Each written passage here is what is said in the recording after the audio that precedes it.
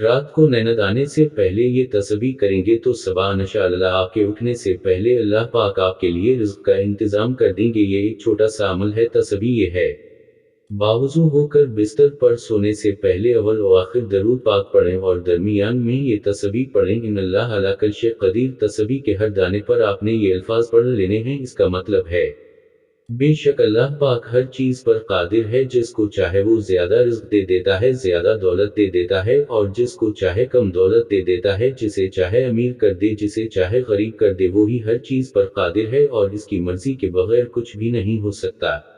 ये तस्बीह करने के बाद आसमान की तरफ मिना करके अल्लाह पाक से दुआ करें कि मेरे रिज़्क की, दौलत की परेशानी को ख़त्म फरमा, मेरे लिए ऐसा वसीला बना दे कि मुझे दौलत नसीब हो। इंशाअल्लाह ये अमल करने के बाद आप अल्लाह की कुदरत देखेंगे कि सुबह उठने से पहले आपके दिल को सुकून मिल जाएगा और अल्लाह पाक काबी खजानों से मदद फरमाएंगे।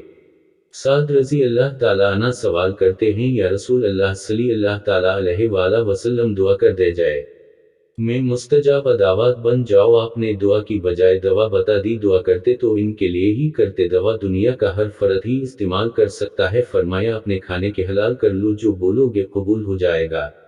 हलाल रिज़्क हो तो ज़बान से निकलने वाले कलमात कभी अल्लाह रद्द नहीं फरमा। सीदना उमर इसलिए कहा करते थे, जब तक हराम से इंसान नहीं बचता, ना दुआ कबूल होती है, ना तस्बीह कबूल होती है। और इमाम अहमद बन हंबल फरमाया करते थे, अखलाक की तारीफ ही ये है, हलाल को तलब करना और हराम से इज्तिनाब करना, घर वालों पर वुसअत करना, यही अखलाक है। सहाबी ने सवाल किया था, अल्लाह के रसूल, दो तमन्ना मेरे दिल में हैं, कैसे पूरी हो सकती हैं? पूछा, कौन सी तमन्ना है? कहा, एक दिल चाहता है कि दुनिया जहान में सबसे बड़ा इबादत गुजार में बन जाओ। कहा, बन सकते हो?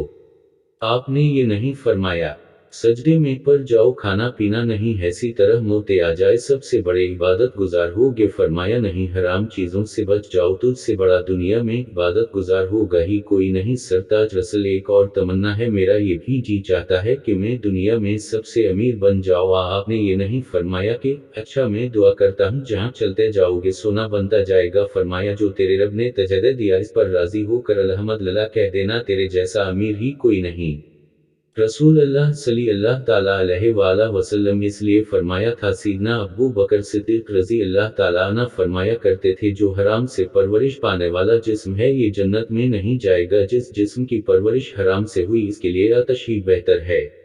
अल्हमना नस्लक अलहलाल अलहलालिमीन, सबको हलाल और वाफिर माल नसीब फरमाए, बल्कि हलाल काम करने की तौफीक अता फरमाए। हर कस्म के हराम पहलुओं से रोशन चेहरों को महफूज फरमाए, हमारे औलादों को भी महफूज फरमाए, हमारी नस्ल को भी महफूज फरमाए, और अल्लाह अपनी रहमत से, अपनी इनायत से हमें हलाल और वाफिर नसीब फरमा। जो बेरोजगार हैं, इनको तौनगर बना दे, जिनको हलाल दिया है इनकी हिफाजत फरमा दे, शरीरों की शर और हसदों और हसद से बचा दे, हमारी औलादों को नेक बना, सदका जारिया बना और आँखों की ठंड बना। आमीन। अपने आमाल पर तवज्जो दे जाए, हुकूक अल-इबाद लाज़मी पूरे किए जाए और हुकूक अल्लाह का भी ख्याल रखे, क्योंकि अल्लाह कभी हुकूक के तलफ करने वाले को पसंद नहीं फरमाता। क़यामत के दिन अल्लाह अपने हुकूक तो मुआफ़ फरमा देगा, मगर हुकूक अल-इबाद यानी अल्लाह की मखलूक के हुकूक जो आपने अदा नहीं किए होंगे, इनको मुआफ़ नहीं फरमाएगा, इन पर आपको सज़ा दी जाएगी और आपकी नेकियों से इन हुकूक को अदा किया जाएगा। अल्लाह हम सबका हामी व नासिर हो। आमीन।